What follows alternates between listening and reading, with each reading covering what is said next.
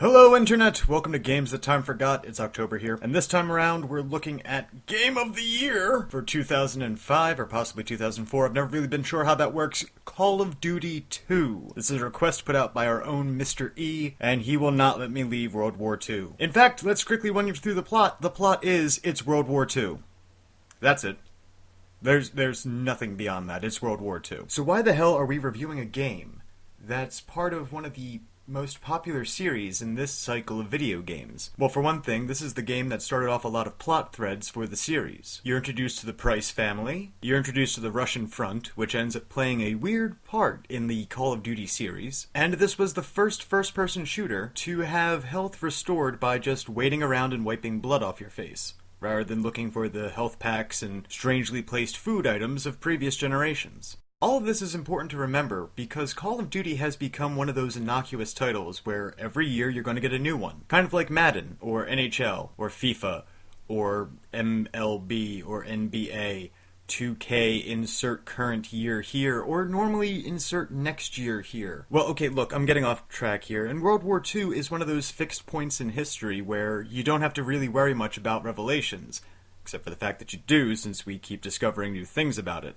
Like Stalingrad has suddenly become a thing in everyone's mind over the past decade. Which I bring up as a point simply because the opening of Call of Duty 2 is the Russian front. Nazi Germany is invading Russia, and it's the Battle of Stalingrad. And you'll get to spend a very, very short amount of time defending that city. This is one of those things that really kind of irked me about the game. Russia is something we don't get to see that often, in terms of World War II at any rate. And yes, it's given more attention in Call of Duty, I think it was 5? World at War, where half the game is spent on the Russian front pushing through Eastern Europe towards Germany, as opposed to the really short introduction where you get to learn the ins and outs of combat, throw potatoes at things, and accidentally shoot a commissar.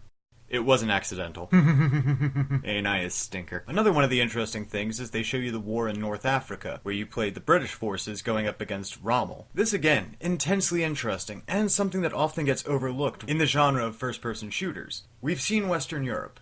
I've gone through D-Day so many times in video games, it's not even funny or enlightening anymore. Which is a real shame because Africa and Russia both get a couple of levels and then you spend the bulk of your time slogging through France and then slogging into Germany. And again, we've seen this before. The game spends most of its time in Western Europe, and that's understandable. But the color scheme and the overall tone of the game is kinda skewed.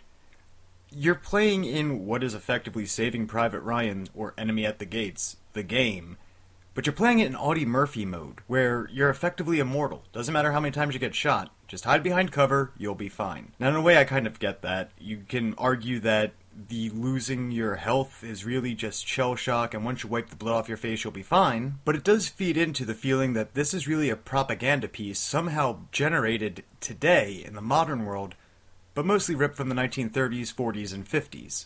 Of the audio from the world's leaders at that time, only Dwight D. Eisenhower is present. Never mind the fact that Winston Churchill was regarded as one of the best orators of the 20th century, or that, a word from Stalin or Hitler, two of the greatest villains of the 20th century, could have helped contextualize what the hell is going on beyond its World War II. The most you get, really, from other world leaders are quotes in between the levels, and when you die.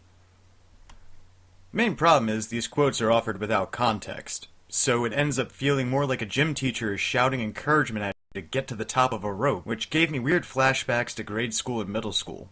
Anyway, that's more about me than you need to know. But okay, let's take the argument a little bit further. One of the key reasons they don't give you the words of Stalin or Hitler or even Churchill is because you're playing a soldier. You wouldn't have access to those various other world leaders if you're on the front lines. You are simply a soldier for your country, answering the title of the game, the Call of Duty. Granted, you start out as a Russian soldier, so maybe hearing Stalin would have been apropos. And you spend a lot of time as a Brit, as two Brits actually. So I mean, that would have made sense to hear Churchill, or hell, even Neville Chamberlain at this point. But let's stick with that theme. Okay, you're a soldier. So why are you fighting? Because you're told to fight. So what are you fighting for? Well, and admittedly, this is not a scientific survey of most soldiers in any army. Just my personal experiences, which is all I have to go on for this review. And most of the members of the armed forces that I do know and have worked up the courage to ask about it, have stuck by the old cliche because it's true. you fight for the guys next to you, which would be great if you knew any of them. In this game, you're introduced to none of them.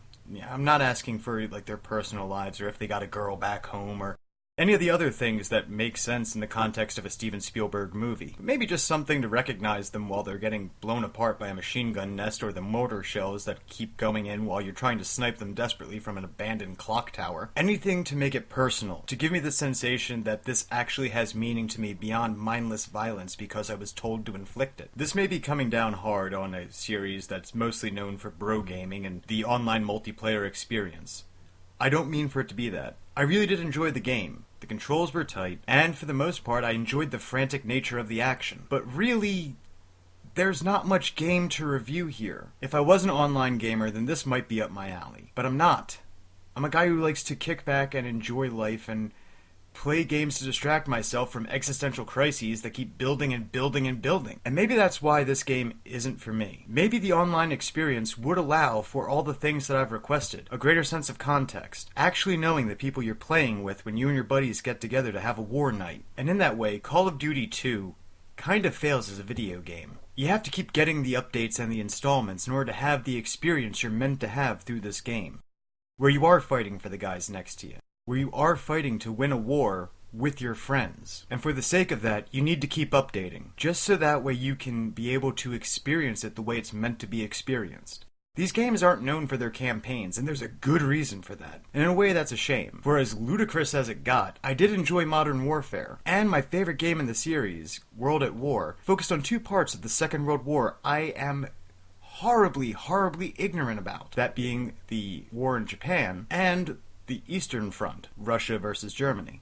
If you're not online, you're not experiencing Call of Duty the way it's meant to be experienced. You're missing out. I'm missing out. And in that way, my apologies. The game is worth trying out, but I recommend you go for the newer installments. Yes, they're getting wonky. Yes, they're getting crazy. But if you and your friends are able to get together and have a great night out of it, then it justifies a 7 out of 10 rating. It's good. It's very good control-wise.